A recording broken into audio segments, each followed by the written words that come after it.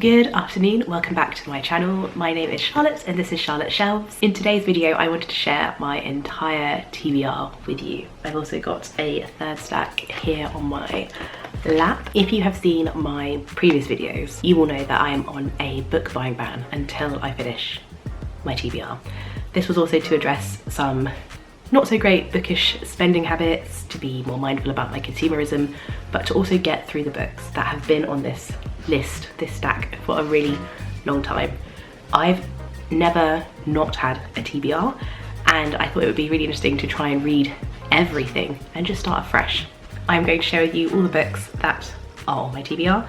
I'm going to try and describe them in just a sentence or two because we've got quite a few to get to. At the end of this video, I'm going to share a reading update for how many books I managed to read or get through in January, and I'm filming this at the tail end of February, so I'll also catch you up from February.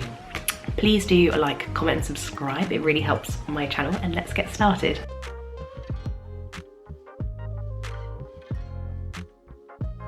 Start with horrors. I am not meant to be reading a lot of horror at the moment because, and I've mentioned this in previous videos, so I'm trying not to keep labouring the point, but I was recently diagnosed with PTSD and I was advised to not read books that are too scary or triggering. So even having these on my list might seem a little bit silly, but I kind of just want to see how I go with these.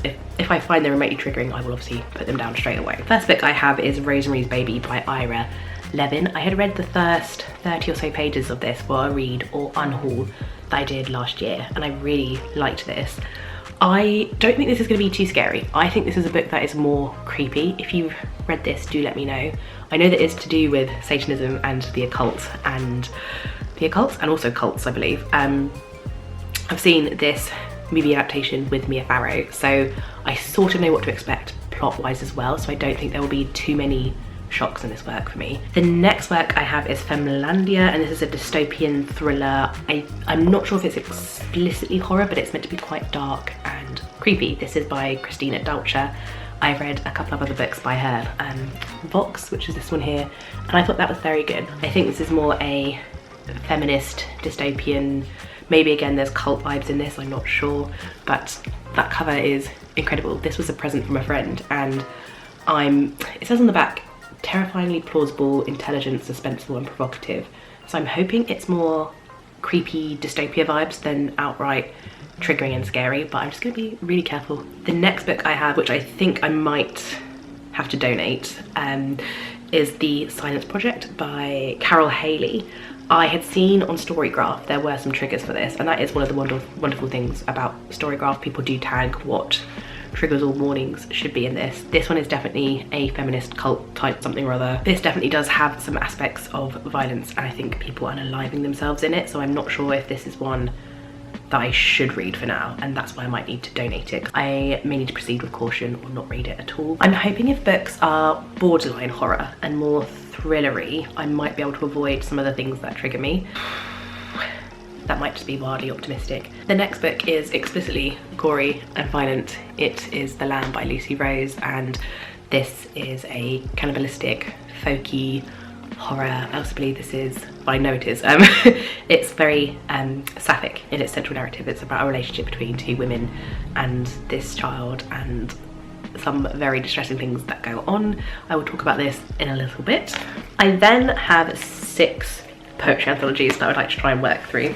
I started this one last year and I'm working through it one day at a time. Next I have The Raven and Other Poems by Edgar Allan Poe. I love this copy and it's got gold pages. I'm looking forward to reading this. I haven't read any Poe in a long time. I read a really well researched biography of him by Peter Ackroyd last year, and I've been meaning to return to some of his poetry but also his short fiction, so I'm looking forward to cracking on this in the next 6 months. If I keep saying 6 months, it's because that's kind of mentally how long I am anticipating it will take me to get through all of these books, and a couple of them, as you've already seen, I may have to DNF anyway because of graphic subject matter. The next poetry anthology I think is going to be a 5-star and one of the books that I'm most excited to read this year, and this is volume 1 of the Poetry Pharmacy Tried and True Prescriptions for the Heart, Mind and Soul. I read volume 2 of this last year and absolutely fell in love with this concept, which is using poetry as medicine or being pharmaceutically kind of applied to various ailments. This is another one that I want to get to sooner rather than later. The penultimate poetry anthology I have is the collected works of James Fenton. I think I'll get to this later in the year because this is probably going to make me have a lot of feelings. I then have the collected poems of Wendy Cope. This is all of her poetry. I hadn't read all of it and it's really nice to have it all in one edition.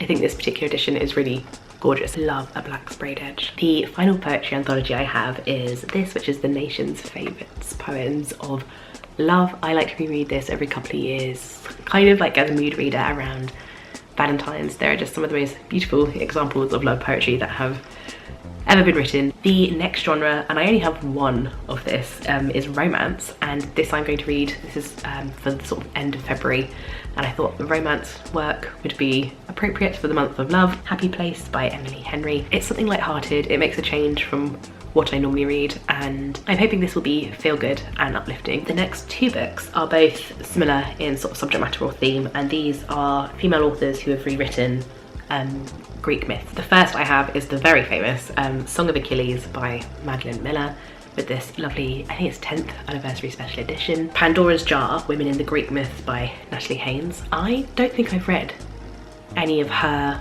books. I was drawn to this because it says it addresses or readdresses an imbalance towards these sort of male heavy narratives, and it says the voices that sing from these pages are Pandora, Jocasta, Medea and Penelope, amongst others. I have two thrillers. I'm going to see how I get on with these. One is a reread, so I know it's going to be completely safe for me to reread. Sadly, this is how I have to approach a lot of the books I read these days until things get a little bit better, but it is The Runaway Jury by John Grisham. This is like one of my ultimate comfort reads. I first read this when I was about 15 or 16. I remember where I was on holiday in Spain reading this, and John Grisham has just been one of those staples. I love taking his works on holiday. They're quite fast-paced thrillers. This is a slower one, but it's a slow burn. It just builds and it builds and it builds, and I love it. And I found this secondhand copy at the tail end of last year, and it was identical to the one I had when I was a kid, and I just had to have it. The next thriller I have is a sci-fi thriller hybrid. This is Artemis by Andy Weir. This is the final book of his that I have to read, and then I will have read all his works. This is probably one of his lower rated works, which is why I've been putting it off and leaving it on my TBR for a bit, but I'm hoping it's still entertaining. This next stack is entirely non-fiction, and I will try and get through this without dropping it. The first book is The Making of Shakespeare's First Folio by Professor Emma Smith. This is about Shakespeare's First Folio, but also about early modern printing and publishing and how this very iconic work came to be assembled. I then have the Book Lover's Bucket List, a tour of great British literature. This is kind of what it says on the tin. It is lots of literary famous houses, gardens, places to do with authors, both fictional worlds and real. And I'm looking forward to marking this up and picking lots of places that I want to explore. The third book is a reread. I have had this since university. I did a minor in creative writing, and you have to put together a creative portfolio. I am tentatively getting back into writing in some creative projects, and this was kind of our guidebook when we first started as freshers, as something to read to help support your own creative process, really. The fourth book has been on my TBR for a really long time. It is Quiet by Susan Cain, The Power of Introverts in a World That Can't Stop Talking. I have said before, when I've talked about this, that I am very introverted and I struggle in this extroverted world, and I am hoping that this will give me some information to help support and understand introversion and my own habits and how I show up in this world. The next book I have, I don't know if this is self-help. I don't know a lot about it.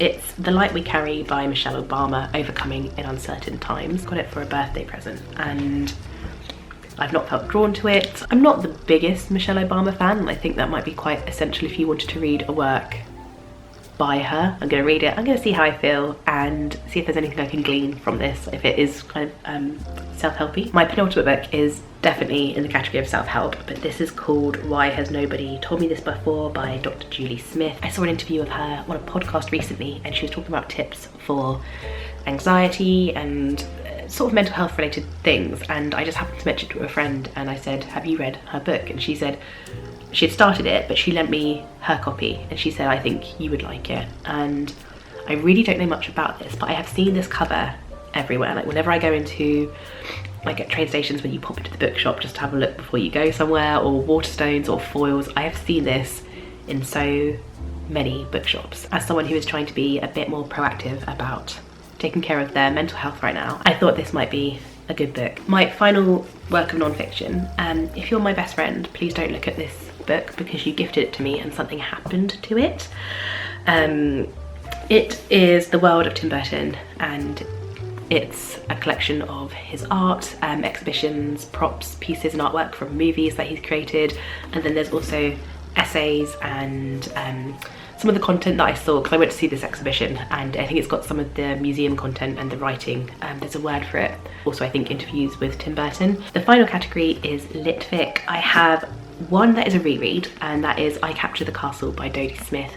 I read this many years ago and I remember it being tender and warm-hearted and kind of feel good, and that might be something that I could do with reading right now, which is why I pulled it off my shelves and popped it on I still have on my TBR, Remarkable Creatures by Tracy Chevalier. If you've been following me any amount of time, I've referenced this so many times as one I want to read and get to, and which is why I'm also on this reading ban, so that I can prioritise the books I do actually want to read. I love her. I think I only got 1 or 2 books of hers left to read, and then I've completed all of them. Hopefully I will get to this in the next 6 months. Then I have 4 books from the library. I am still intermittently using the library so that I'm not feeling frustrated with what's on my TBR, because there will be times when I look at it and think I don't want to read any of those, and I will read a book from the library to kind of break up what's on my TBR and then go back to it. There was one book that I read in January. It was Shakespeare, the Man Who Pays the Bills by Dame Judi Dench, who is a career Shakespearean actor, and I really enjoyed it. It was a set of interviews with her where they analysed every play that she had been in and every role within said play, and it was a lot of information about her approach to acting, her love of Shakespeare, and it was a solid 4 stars. I've already read that and returned it, and then I have 3 other books from the library that I'm going to very quickly share with you. All Litfic. Northwards by Daniel Mason. I saw a lot of hype of this online and I was coaxed into reading this by members of my book club. I then have George Sanders' Lincoln in the Bardo. I am quite interested in sort of literary historical fiction, as you can tell from these. This is quite a big one, and I think this is going to make me have a lot of feelings. I've heard it's very emotional. It is going to be a lot about grief. I'm not sure if it's a good fit for me right now. I'm going to try it, which is why I've got it out the library, and see how it goes. And then I also have The Pretender by Jo Harkin, which is another literary historical fiction, one I have talked about before, so I won't bore you again. So I also wanted to give you a quick little reading update. In January, I read 7 books. 4 were from my TBR, which I feel really good about, and I think the other 3 must have been, one was a library book, it was the Dame Judi Dench book that I referenced, and then 2 were on Kindle. Good morning. One was a library book, that was the Dame Judi Dench, and I have already returned that to the library. I think I said that was a 4-star for me. I then read this book on Shakespeare, which was a 5-star. It was so informative and rewarding. I have said before, I love Emma Smith's very accessible and easy to read academic writing style. If you are remotely interested in Shakespeare or the Renaissance or sort of early modern period, I would highly recommend this. I then read A Song of Achilles by Madeline Miller. This was so upsetting, but in a beautiful, heartbreaking way. I think I gave this 5 stars as well, actually. This was one of the few books that I've read that I felt like it is very deserving of the hype, and if you love Greek tales and sort of Greek reimaginings, this was beautiful. It was so beautiful. Then read Northwards by Daniel Mason. I think this is the opposite of Song of Achilles, and that I think it was oversold to me, and as a result I did not enjoy it very much. I also hadn't realised how it is an emotional work. I wasn't expecting the tone of this to be so sombre. It's a lot about the cyclical, repetitious nature of life and seasons. It's told over one piece of land, one house, one set of families. There is something very heartbreaking about this work, and I don't think I was quite in the mood for this kind of existential death type heartbreak. I know if you aren't having mental health problems, that probably isn't going to be the main thing you take away from this in tone. You might be able to appreciate the beauty of the writing a lot more because it is beautifully written, but it made me feel quite sad and somber, and I think I gave this a solid 3. And then finally, I decided to test my limitations and see if I could read a horror book. And I know what I've said previously has been that I've been advised not to do that, but I just wanted to see if I could. So I did find this book very triggering. It wasn't great at all for my mental health. I did think it was well written, and that was The Lamb by Lucy Rose. I didn't just dip my toes in and go for a sort of Frida McFadden, maybe slightly creepy thriller. Beau is right here being in a little pain. I had to read this in dribs and drabs, and there were scenes where I had to kind of scan entirely because it is very explicitly violent and graphic. It's a cannibalistic, sapphic folk horror. It's everything that I think you would expect. Sorry, you see his little tail. There were moments that I felt very nauseated reading this. It is very distressing. I should not have read it, and then because I was actually, the second half of it I was finding very compelling, I then had to finish it. I hate not finishing a book, especially if I'm enjoying it, and I shouldn't have made that sacrifice on my own mental health just to push through it, but I did.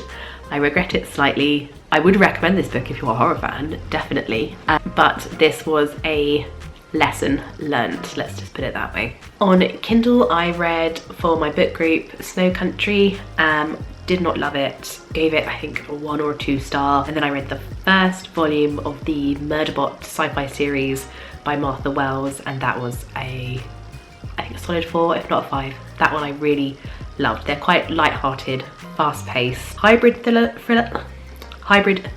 sci-fi novels, and I'm really enjoying them. In February I read 4 books. I realised Northwards should have been included in February.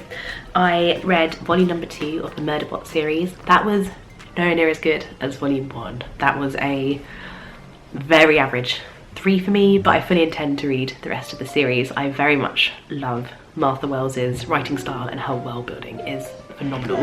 I was catching up reading some of this that I had missed in January.